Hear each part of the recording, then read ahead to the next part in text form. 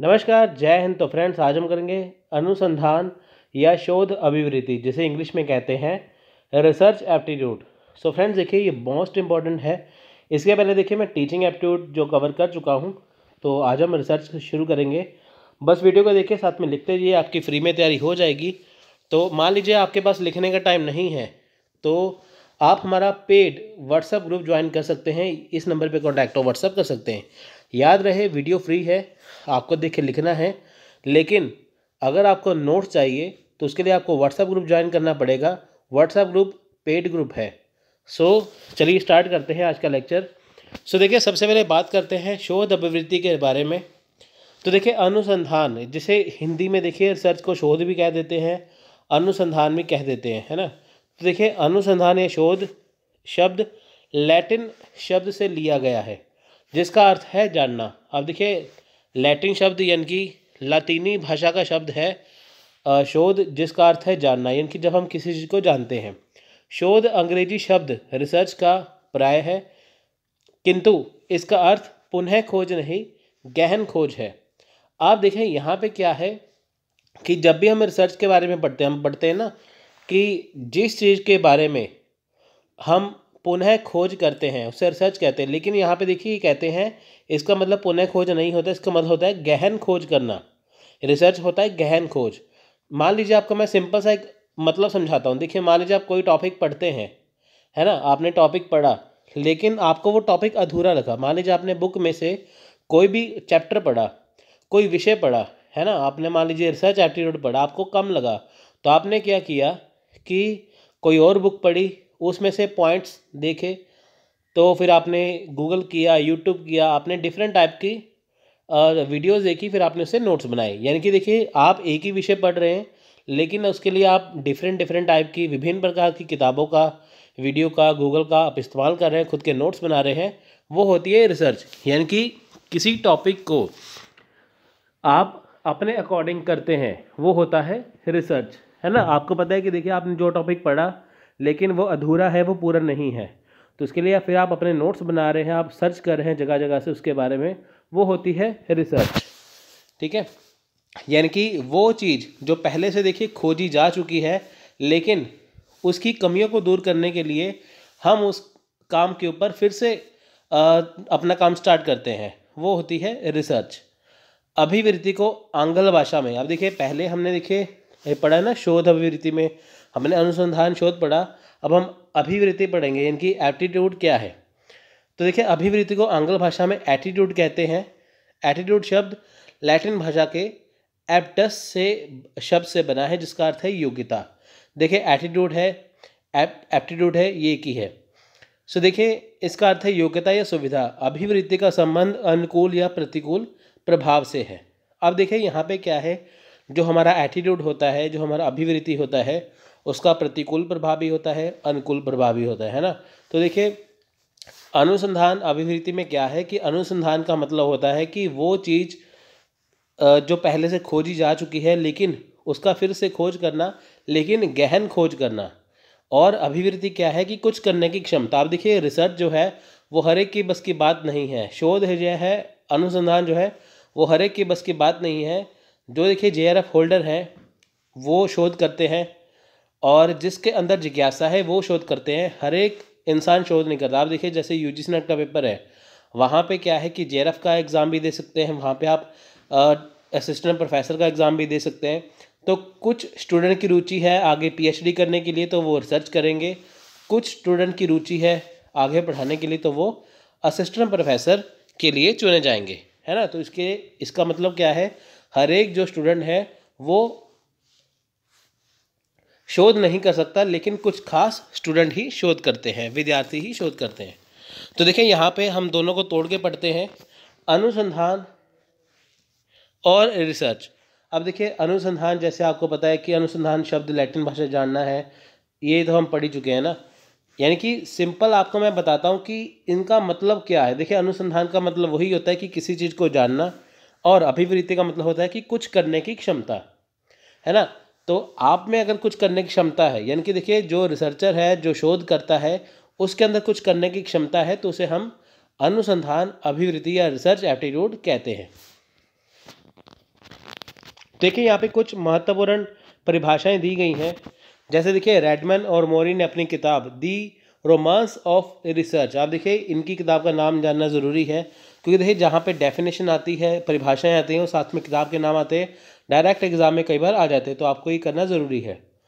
तो इनकी जो किताब है द रोमांस ऑफ रिसर्च में शोध का देखिए इन्होंने अर्थ स्पष्ट किया है कि लिखा है कि नवीन ज्ञान की प्राप्ति के व्यवस्थित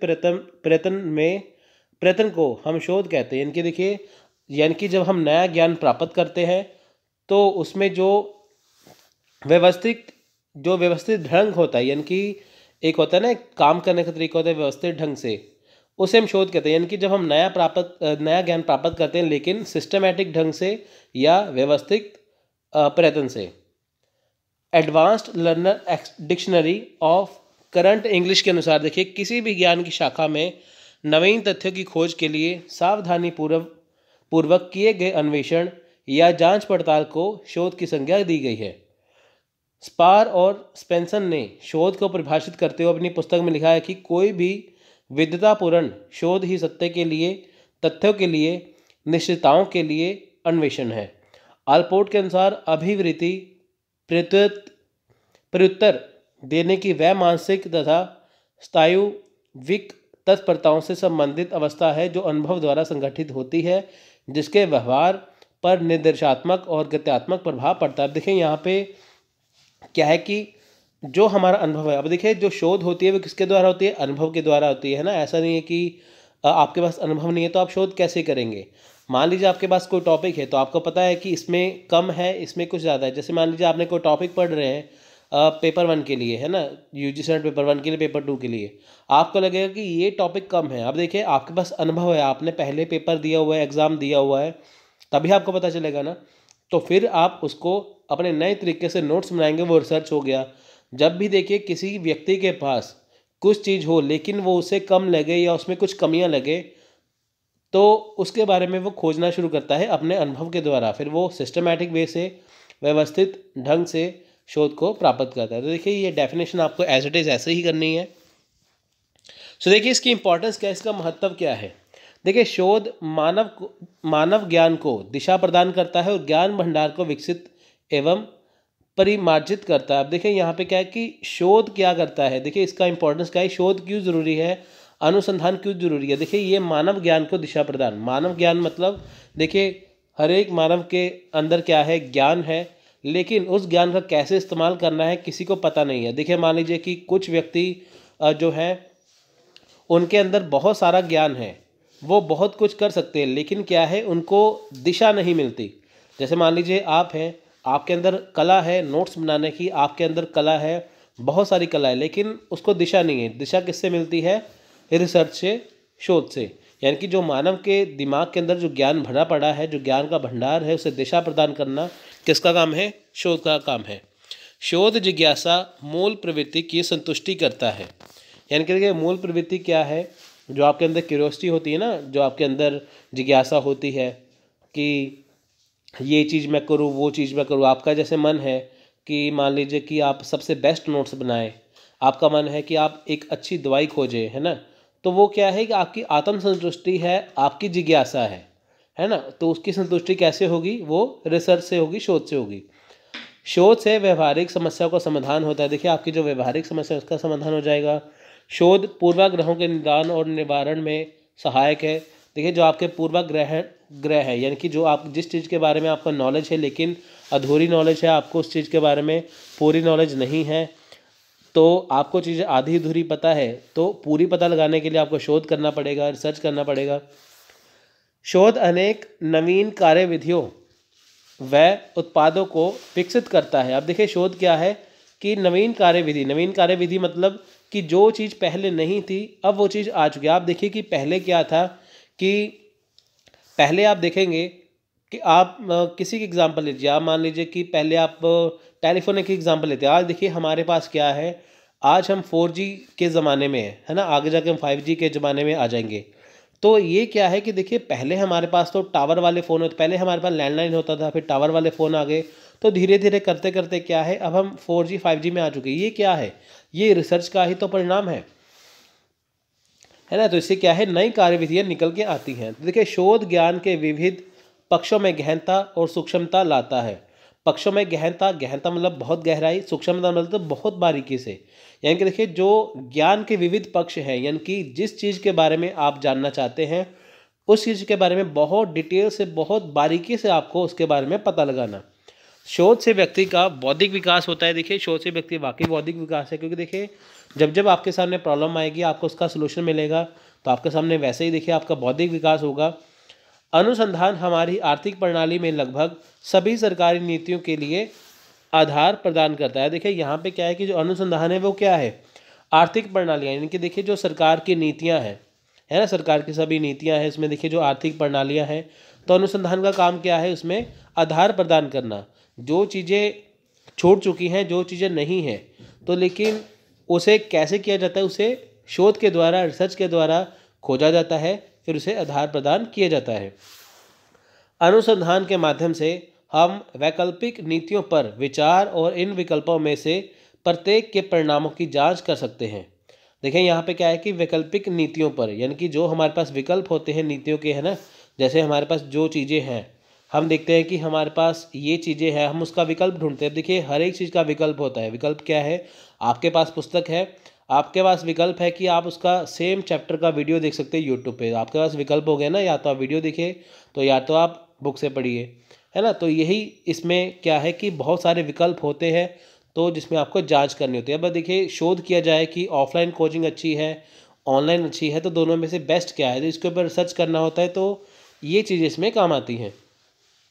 उसके बाद देखिए अनुसंधान सामाजिक रिश्तों का अध्ययन करने में सामाजिक वैज्ञानिकों के लिए उतना ही महत्वपूर्ण है। शोध सामाजिक विकास का सहायक है। देखिए यहाँ पे क्या है कि जो सामाजिक रिश्ते हैं, सामाजिक रिश्ते मतलब जो हमारे आपके पड़ोसी के साथ संबंध है, जो आपके अपने आसपास के समाज के लोगों के साथ संबंध है ना, ये उतना ही महत्वपूर्ण है। क्योंकि देखिए समाज में रहते सभी लोग जुड़े हैं। अगर अनुसंधान होता है, रिसर्च होता है, इसका इफेक्ट भी, प्रभाव भी लोगों पर ही पड़ता है। यह एक तरह का औपचारिक प्रशिक्षण है। देखिए बिल्कुल औपचारिक प्रशिक्षण ही है। रिसर्च आपको, आप घर बैठे आपको नहीं आएगी, आपको उसके लिए यूनिवर्सिटी में ज्वाइन करना होगा, जिसमें आपको बताया जाएगा कि रिसर्च कैसे होगा। अनुसंधान नए सिद्धांत का सामान्यीकरण करने के लिए हो सकता है। देखिए नए सिद्धांत का सामान्यीकरण मतलब कि जो नई चीज़ है लेकिन हमें पता नहीं है, हमें उस चीज़ के बारे में पता लगाना है ना। तो हमारे पास क्या है, नए सिद्धांत हैं, तो उसे अच्छे तरीके से लागू करने के लिए अनुसंधान ज़रूरी है। सो देखिए 19वीं शताब्दी के जर्मन इतिहासकारों नेबर और रैंके के समय शोध के लिए ऐसी रीति विकसित हुई जिससे घटनाओं की वास्तविक सत्यता की संभावना में अत्यधिक वृद्धि हो गई, है ना। देखिए 19वीं शताब्दी में क्या था, दो इतिहासकार थे, तो एक ऐसी रीति आई जिसमें क्या था कि जो घटनाओं की वास्तविक सत्यता, यानी कि जो भी घटनाएं होती थी वो क्यों होती थी, उसके पीछे कारण क्या था, तो क्या था, उसमें अत्यधिक वृद्धि होने लगी। शोध विधियाँ हमें प्रत्येक घटना के संबंध में सत्यता की खोज करने में महत्वपूर्ण रूप से सहायता करती हैं। ये विधियाँ भूलों एवं गलतियों की संभावना को भी कम करती हैं। अब देखिए शोध विधियाँ क्या है कि जैसे मान लीजिए आप कोई काम करने जा रहे हैं, वो सही है गलत है, आपको कैसे पता चलेगा, आप उसे एक बार चेक करेंगे तभी, है ना। यानी कि आप उसे शोध करेंगे तभी आपको ये पता चलेगा। तो इससे क्या है कि जो आपकी गलतियां हैं, जो आपकी भूल है, इसमें संभावना कम रहती है। संभावना कम का मतलब क्या है, संभावना रहती है लेकिन बहुत कम रहती है। यह संपूर्ण कार्य एक जटिल प्रक्रिया है जिसे विश्लेषण रीति के नाम से जाना जाता है। विश्लेषण रीति देखिए जिस चीज़ का आप गहन विश्लेषण करते हैं, है ना, जैसे आपके पास कोई चीज़ है तो आपके पास बहुत ज़्यादा कंटेंट है, आप मान लीजिए यूजी सेट की तैयारी करते हैं, आपके सामने क्या है, कंटेंट पड़ा हुआ है, लेकिन वो बहुत ज़्यादा विश्लेषित है, तो इसे क्या कहेंगे, विश्लेषण रीति कहेंगे, है ना। क्योंकि देखिए ये बहुत ज़्यादा क्या है, जटिल प्रक्रिया है। देखिए हर कोई नहीं कर पाएगा, बहुत सारा इसमें आपको खोज करना पड़ता है, बहुत सारी चीज़ों को आपको इसमें लेके आना पड़ता है। तो इसके लिए क्या है, ये विश्लेषण करना पड़ता है आपको। अगर मान लीजिए आपको कहा जाए कि आप भारत पाकिस्तान के संबंध के ऊपर एक चर्चा करिए, रिसर्च करिए, तो उसके लिए आपको बहुत सारी रिसर्च करनी पड़ेगी, बहुत सारी चीज़ों को खोजना पड़ेगा। ये रीति किसी तथ्य या घटना के विभिन्न खंडों को आपस में संयोजित करती है और इन संयोजित खंडों को एक पूर्ण आकार देने का प्रयास करती है। देखिए विभिन्न खंड क्या है, आपके पास क्या है कि मान लीजिए आप कोई रिसर्च करते हैं तो आपके पास खंड आ जाते हैं, यानी कि आपने एक चीज़ के बारे में देख लिया, फिर दूसरी चीज़ के बारे में देख लिया, फिर तीसरी चीज़ के बारे में देख लिया, फिर चौथी चीज़ के बारे में देख लिया, फिर पाँचवीं के बारे में देख लिया। जब इन चीज़ों को इकट्ठा करते हैं तो एक वो विषय बन जाता है। वो क्या बनता है? वो विषय बनता है जो कहाँ पे काम आता है? रिसर्च में काम आता है। तो देखिए, इस प्रकार शोधकर्ता की भूमिका भवन बनाने वाले उस मिस्त्री के समान होती है जिसमें वह विभिन्न ईंटों के संयोजन से एक सुंदर घर का निर्माण करता है। देखिए, जैसे ईंट लगा के मिस्त्री क्या करते हैं? एक भवन का निर्माण करते हैं। वैसे ही आप छोटी छोटी चीज़ों को मिलाकर एक नई शोध को लेके आते हैं। इसके लिए आवश्यक होता है कि वह पहले सभी तथ्यों में से उचित तथ्यों का चयन करें, एक निर्धारित योजना के अनुसार उन्हें व्यवस्थित करें, उन्हें पैराग्राफ, खंडों व अध्याय के रूप में संयोजित को करें तथा फिर उनसे रोचक और एवं ज्ञानवर्धक विषय वस्तु का निर्माण करें। देखिए, सबसे पहले क्या है? रिसर्च करने के लिए आपको पहले तथ्य चुनने होंगे। उसके बाद क्या है? उन्हें व्यवस्थित ढंग से रखना होगा कि सबसे पहले आपको क्या चीज़ चाहिए, उसके बाद क्या चाहिए, ऐसे करके। उसके जैसे हम कहते हैं ना कि ये छोटे बच्चे हैं, ये बड़े बच्चे हैं, ये जवान है, ये बूढ़े हैं, ये आदमी और व्यवस्थित ढंग हो गया ना। वैसे तो खंड होते हैं, पहले आपको देखना पड़ता है कि कौन से खंड में रखना है, आपको छोटे छोटे टुकड़े में रखना है, फिर आप उसे इकट्ठा करेंगे ऐसे करके। किंतु ऐसा करने मात्र से शोध महान नहीं बनता, बल्कि इसके लिए शोधकर्ता को रचनात्मक एवं प्रतिभाशाली भी होना चाहिए। देखिए, आपको रचनात्मक होना चाहिए, आपके अंदर जिज्ञासा होनी चाहिए, आपको प्रतिभाशाली होना चाहिए। इसलिए आप एक अच्छे रिसर्चर, आप एक अच्छी जो रिसर्च या शोध कर सकते हैं। मूल्यांकन देखिए, अनुमान एवं आकलन से वैज्ञानिक दृष्टि विकसित होती है। संश्लेषण प्रक्रिया में तथ्यों के संयोजन एवं निर्धारण के अतिरिक्त कुछ अन्य कार्य भी होते हैं। ये कार्य हैं तथ्यों में अंतराल को कम करना, दृढ़ता से समाप्त करना, विरोधाभासों का निराकरण करना तथा कठिन समस्याओं का उत्तर देना। इन सभी प्रक्रियाओं एवं कार्यों से ही शोध को महान बनाया जा सकता है। देखिए, जैसे तथ्य में अंतराल, यानी कि जब आप चीज़ को खोजते हैं तो बहुत लंबा टाइम नहीं लेना चाहिए। जब भी आप चीज़ों को करते हैं तो आपको उसे दृढ़ता से समाप्त करना चाहिए, यानी कि वो चीज़ ऐसे करनी चाहिए कि आपको फिर से खोजना ना पड़े। जो आपके सामने कठिन समस्याएं हैं, जो आपके मन में प्रश्न हैं शोध को लेके, उनका उत्तर आपको होना चाहिए आपके पास, वो चीज़ है। तो हम करेंगे शोध के उद्देश्य। देखिए, शोध के उद्देश्य क्या है, हम जो शोध क्यों करते हैं। देखिए, शोध का उद्देश्य क्या है कि उस सत्य का पता लगाना जो छिपा हुआ है और जिसे कभी अभी तक नहीं खोजा गया है ना, यानी कि वो सत्य जो अभी तक खोजा नहीं गया है, जो छिपा हुआ है, उसे खोजना हमारा क्या होता है, ये शोध का उद्देश्य होता है। देखिए, कौन, क्या, कहाँ, कब, क्यों और कैसे, ये शोध के मेन काम हैं। देखिए, कौन करेगा शोध, क्या करेंगे शोध में, कहाँ पे करेंगे शोध, कब करेंगे, क्यों करेंगे और कैसे करेंगे, यही चीज़ें तो शोध के अंदर आती हैं, यही तो इसके उद्देश्य हैं। देखिए, जॉर्ज जे मूले के अनुसार शैक्षिक समस्याओं के समाधान के लिए व्यवस्थित रूप से बौद्धिक ढंग से वैज्ञानिक विधि के प्रयोग तथा अर्थापन को अनुसंधान कहते हैं। शैक्षिक अनुसंधान का अंतिम उद्देश्य यह होता है कि सिद्धांतों की शैक्षिक क्षेत्र में क्या उपयोगिता है। अब देखिए, शैक्षिक क्षेत्र में क्या है कि बहुत सारी समस्याएं हैं, उसका समाधान कैसे होगा, शोध के द्वारा होगा। अब देखिए, जैसे 2020 में है ना, 2020 में पिछले साल क्या हुआ था कि एक एजुकेशन पॉलिसी आ गई थी। तो एजुकेशन पॉलिसी मतलब जो नई शिक्षा नीति आई थी। देखिए, इससे पहले जो पहली पुरानी शिक्षा नीति थी, बहुत सारी कमियां थी, उसको शोध किया गया। शोध करने के बाद उसकी समस्या को दूर किया गया, तो नई शिक्षा नीति यहाँ पे क्या है, आ गई है ना। मैं न्यू एजुकेशन पॉलिसी की बात कर रहा हूँ यहाँ पे 2020 की। ये पहले की जो है, ठीक है, जो नई शिक्षा नीति, आप पता है कि आपको ये 1 साल पहले आ चुकी है। तो उसकी समस्या कैसे दूर होगी, शोध के द्वारा। अब देखिए, शोध के कुछ उद्देश्य हैं, यो देखिए, वो देखिए, सैद्धांतिक उद्देश्य, थ्योरेटिकल उद्देश्य क्या है, ऑब्जेक्टिव क्या है यहाँ पे। अब देखिए, इस शोध के अंतर्गत वैज्ञानिक विधि के माध्यम से नवीन सिद्धांतों व नियमों को प्रतिपादन किया जाता है। ये शोध कार्य व्याख्यात्मक प्रकृति के होते हैं। इनके अंतर्गत चरों के बीच सहसंबंधों की व्याख्या होती है। इस प्रकार के शोध कार्यों से प्राथमिक रूप से विज्ञान की वृद्धि होती है। अब देखिए, सैद्धांतिक उद्देश्य क्या है कि वो शोध जिसमें वैज्ञानिक विधि हो। वैज्ञानिक विधि क्या है कि देखिए, साइंटिफिक प्रूफ वही होता है, मेथड वही होता है जो यानी कि जो सत्य हो। वैज्ञानिक विधि वो है जो हर एक चीज़ पे लागू होती है। देखिए आप हवा में बातें करेंगे, वो वैज्ञानिक विधि नहीं है। जिसको आपको प्रूफ करना पड़े, जिसको आपके पास जिसके लिए आपके पास सबूत हो, वो होती है वैज्ञानिक विधि। तो इससे क्या है, वैज्ञानिक विधि से आप नवीन सिद्धांतों पर पहुँचेंगे, नए नए नियम आपके सामने आएंगे। तो ये व्याख्यात्मक होते हैं, इनकी बहुत डिटेल में आपको इसको लिखना पड़ता है। नेक्स्ट है तथ्यात्मक, फैक्चुअल पर्पस। देखिए ऐतिहासिक शोधों के द्वारा नवीन तथ्यों की खोज की जाती है। इनके आधार पर वर्तमान घटनाओं को समझने में सुविधा मिलती है। इन उद्देश्यों की प्रकृति विवरणात्मक होती है, क्योंकि तथ्यों की खोज करके उनका अथवा घटनाओं का वर्णन किया जाता है। देखिए तथ्य क्या होते हैं कि वो शोध जो तथ्यों पर निर्भर होती है ना, तथ्यों के आधार पर की जाती है। जैसे देखिए कुछ घटनाएं होती हैं, है ना, हमें उसके बारे में पता लगाना, तो हम फैक्ट देखेंगे उसमें, है ना। तो देखिए जैसे जो वर्तमान समय में जो घटनाएं होती हैं, उसको समझना कैसे होगा, वो तथ्यों को समझ के होगा। फैक्ट क्या होगा उसके बीच में, है ना, वो चीज़। हमारे उद्देश्य क्या है, हम उसे कैसे करेंगे, हम तथ्यों की खोज कैसे करेंगे, ये सारी चीज़ें इसके अंदर आती हैं तथ्य में। तथ्य क्या है कि किस बेस पे आप, किस आधार पे आप जो है खोज करते हैं। नेक्स्ट है सत्यात्मक उद्देश्य। ठीक है, दार्शनिक प्रकृति के शोधों के द्वारा नवीन सत्य की स्थापना की जाती है। इनकी प्राप्ति अंतिम प्रश्नों के उत्तर से की जाती है। सत्यात्मक क्या है, देखिए आपने शोध कर ली, लेकिन आपको कैसे पता वो सत्य है कि नहीं।